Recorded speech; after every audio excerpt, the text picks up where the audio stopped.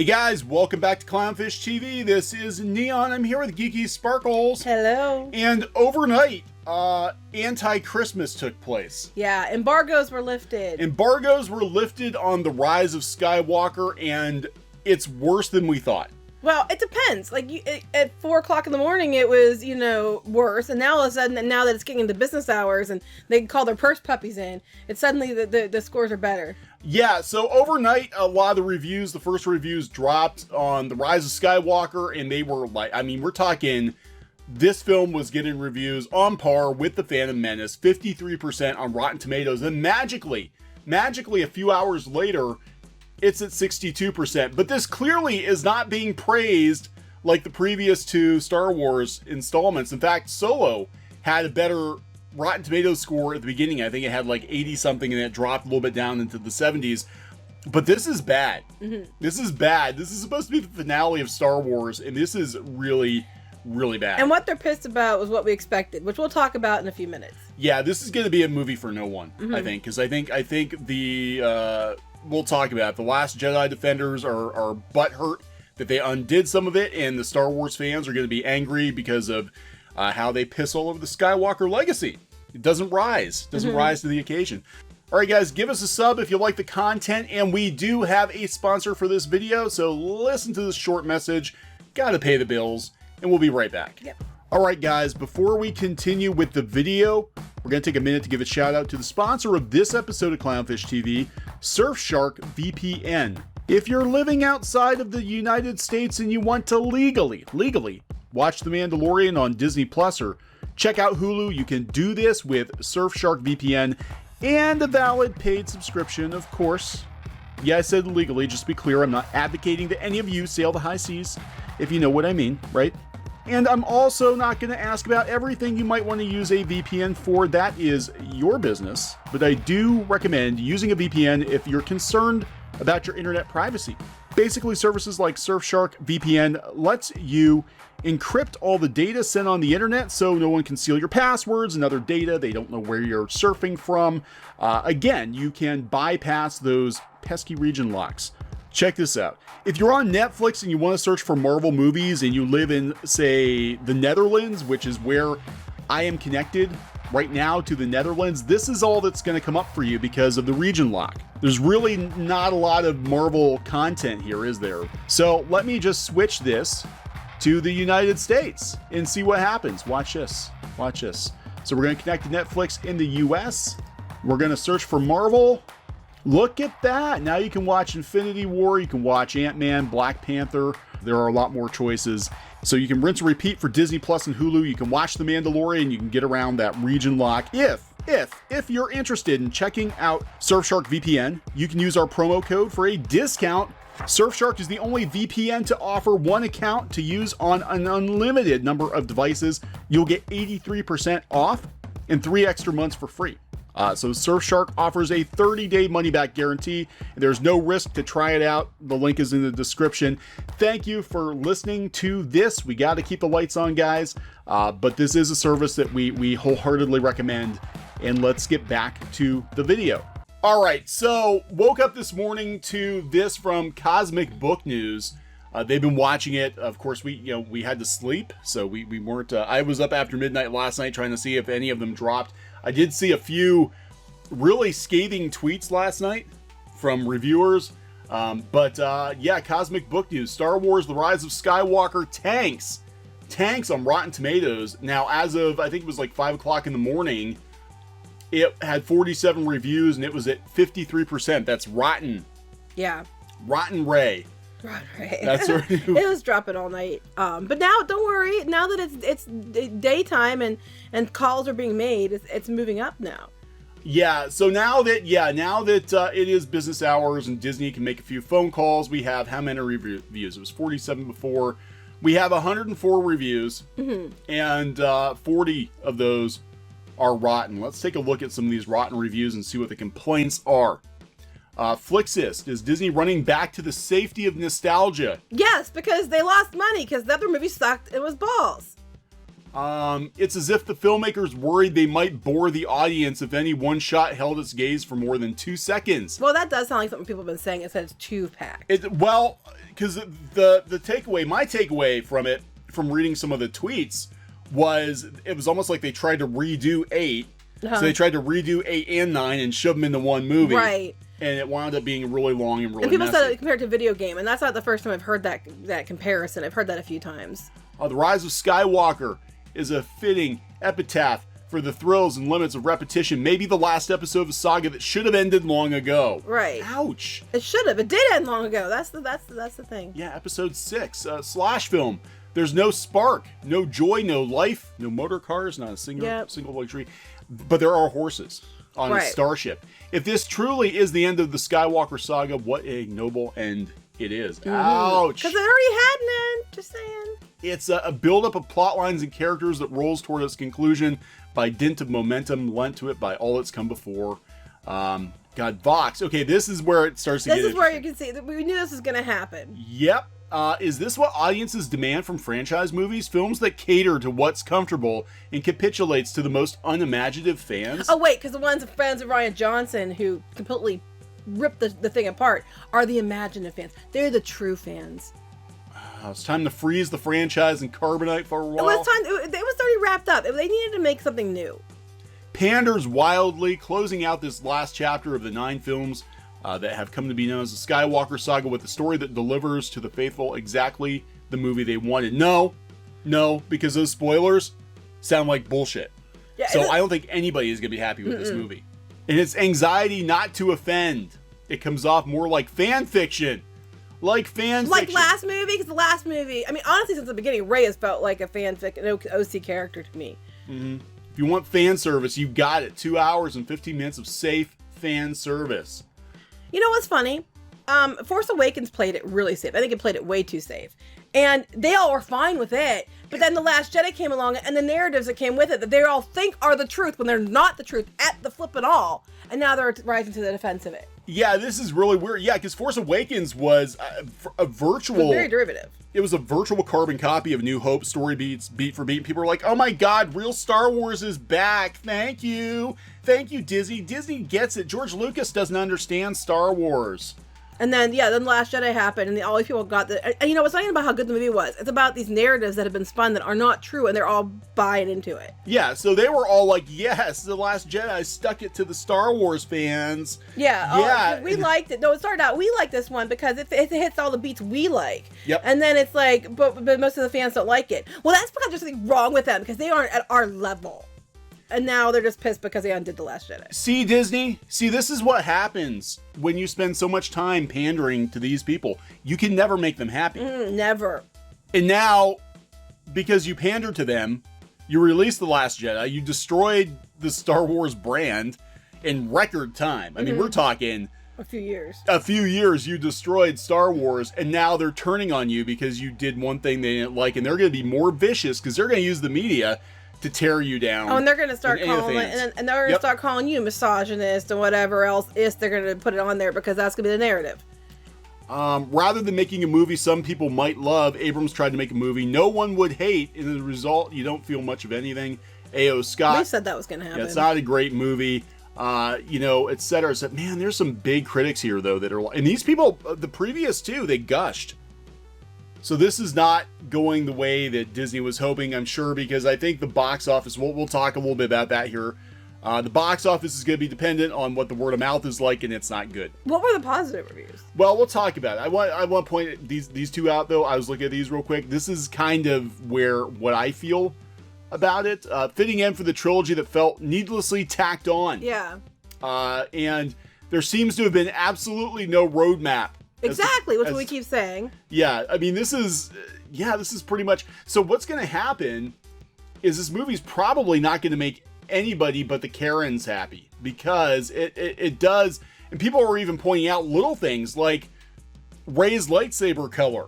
You know, if you were a true Star Wars fan, you would be like, well, she shouldn't have a yellow blade because that was for a certain cast of Jedi. And little things like this that Star Wars superfans are going to nitpick.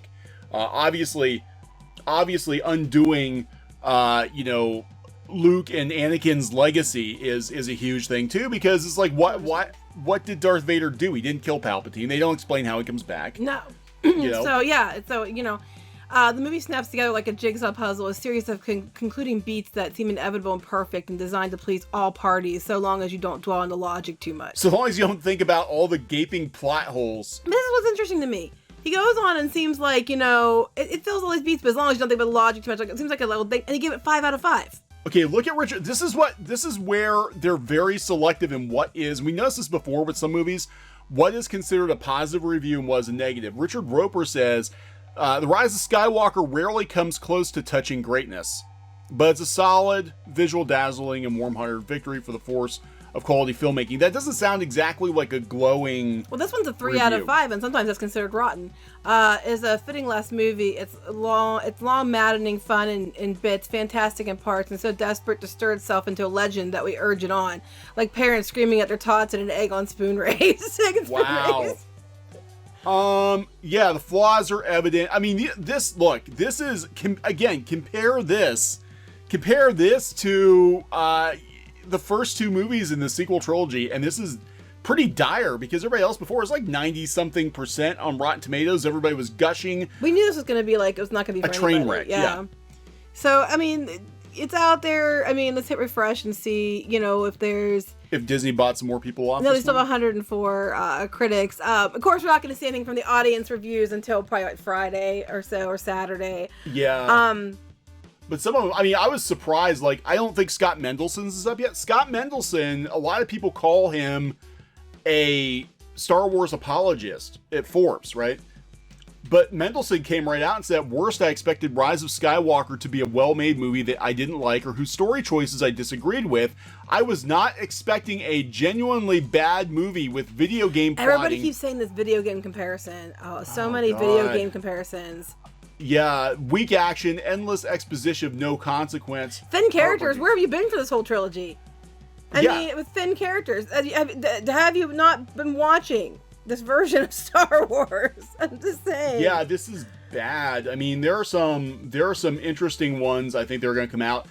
This one somebody sent to us on Twitter. Now this guy just doesn't like This Star Wars. person's just mad because it's not The Last Jedi. But this headline, Star Wars The Rise of Skywalker review, it's unworthy of the word cinema. Where is Donald Clark on Rotten Tomatoes? Is he even in here? I don't know. But I think it's going to be bad. This one I retweeted last night. I hate it. This is a blue check. I hate it. I truly, honest to God, hate it. That's how we thought about The Last Jedi, just saying. It's the worst kind of blockbuster, in my honest opinion. Not bad because it has a lot of big ideas that fails to execute, like most of the prequels, but because it tries to hide its lack of ideas with meaningless nostalgia and spectacle. But how come it's okay that they absolutely hate this one, and no one's calling them names, but that's how we felt about The Last Jedi. Hate it. Hate it, hate it, hate it. And you're just a terrible person because something wrong with you if you hate it. You know what I'm saying? Yeah, so this is going to be, look, we knew this movie was going to be polarizing because, we had the plot leaks. And I knew with the diehard fans, the plot leaks were not going to do it for them. I mean, we don't even... Oh, yeah, they're talking about the shitty MacGuffin. We called that weeks ago. We don't even know how the hell Palpatine comes back. It's never addressed. It's just he's back. He's back. That's how it starts. They said they started with a joke with Leia. Did they really? Yes. Where did they see that? They started just like they did with The Last Jedi. Yes. The attempts at humor are painful. This is how it starts. It was pretty painful in The Last Jedi, too. That's it. That's how the joke starts in the movie. Rebel, the Falcon has been spotted. Leia, what a downer. Can't you be more positive, Rebel? Everything's going to be okay. Just perfect, in fact. That's it. It's the very first thing in the movie. It's a joke. Because you know what? That's what turned me off immediately from the last one. And it was like, I love that. Here's what we're talking, but we know what this is about. The moment I know this movie was inherently effed was when, in the last act, there was a moment that I only can describe as the film's attempt at Avengers Endgame, Avengers Assemble moment, and everything seems lost but moment, and I felt nothing. Is that when everybody's like, all the Jedi voices are in her head, that part? That would be a more interesting movie. Rey has no force powers, but she's got all these voices in her head telling her she has powers, and she's trying to do things. Jedi. And she's trying to do things and she can't do them. She's just crazy. She's just crazy Rey. Is that what's wrong with Rian Johnson? Yeah, he's got these voices. You're destined for great things, Ryan. Yeah, you can do it, Ryan. Go stop the haters on Twitter. Go stop the haters. Told them they're man babies, Ryan. Oh my God. Yeah, Ryan, like really. Go tell them to shut the fuck up. So this is a movie for no one, I think. And I think this is a movie for the Karens. I think the Karens will like it because, like, oh my God, stormtroopers and the Emperor and lightsabers. No, you know what? The Karens are gonna like it because a lot of these Karens are trying to be influencers for Disney, and they're gonna shit glitter on anything that remotely has Disney on it because they're desperately trying to get free tickets.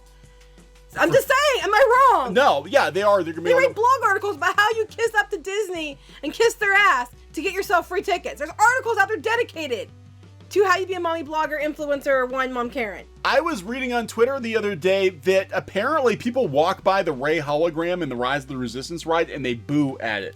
Really? They boo Rey because they're mad because the rides, and I don't think that's gonna last, especially if this movie does not perform well. Oh, Disney's gonna do everything it can to make it perform well.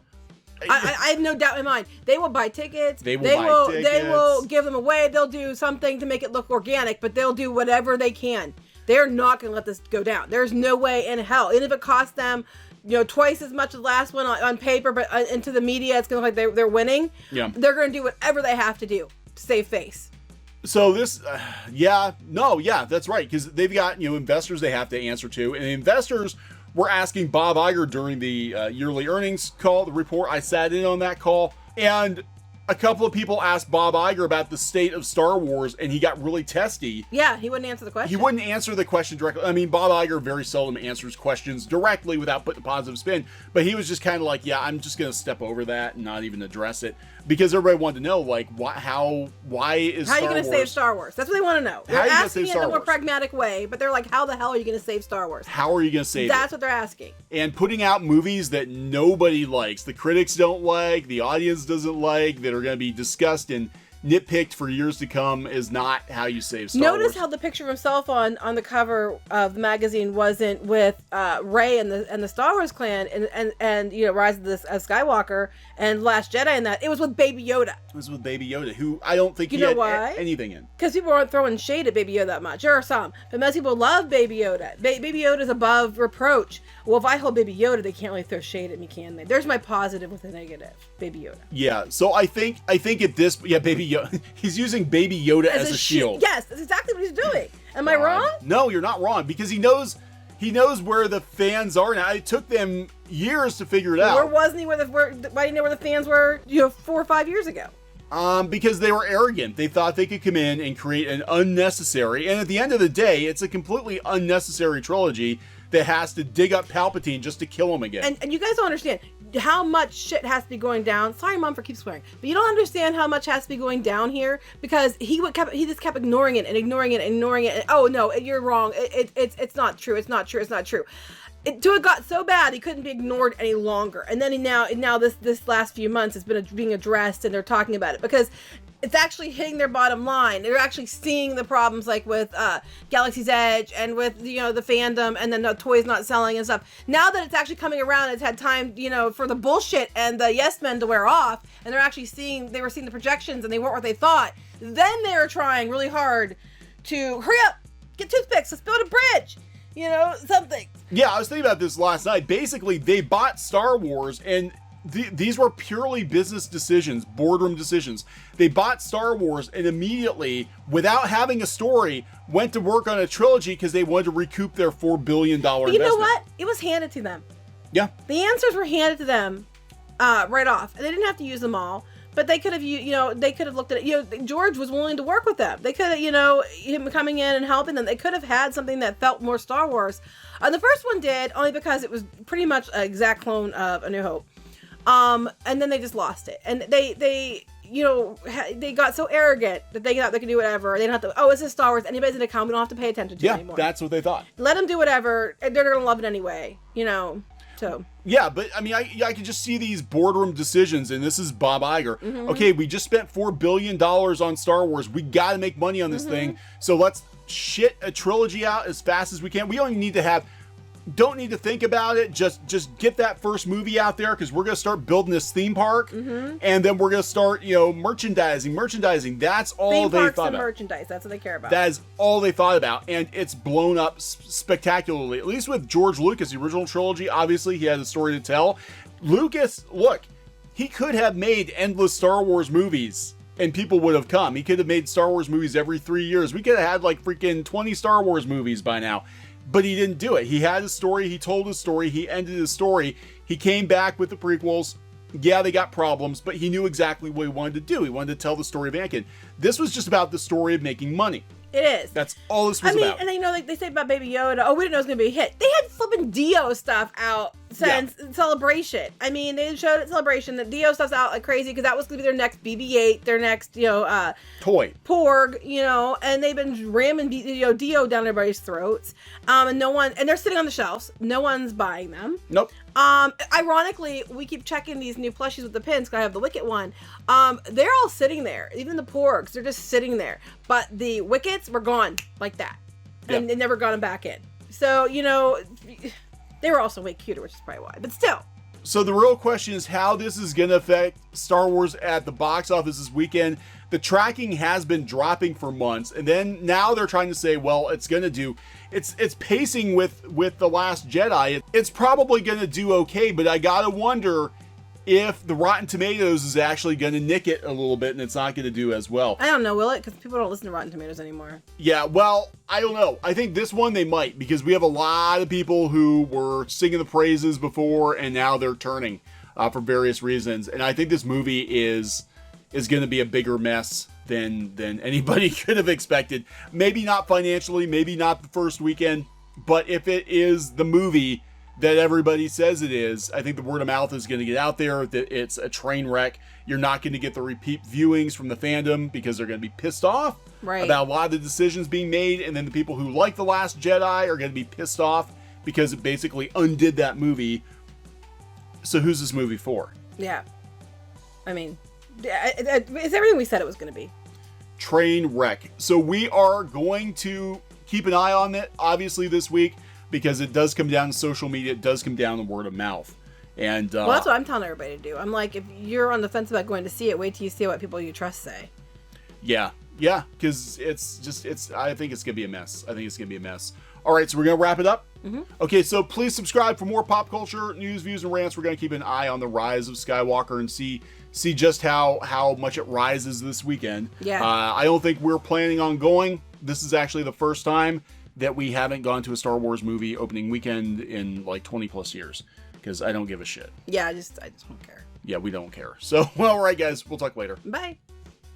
Hey guys, thanks for watching Clownfish TV. Please consider supporting the channel. Go to clownfishsupport.com. That's clownfishsupport.com. And if you want to join our community, go to clownfishtalk.com. That's clownfishtalk.com. Please subscribe, ring the bell for notifications. We will talk to you next time.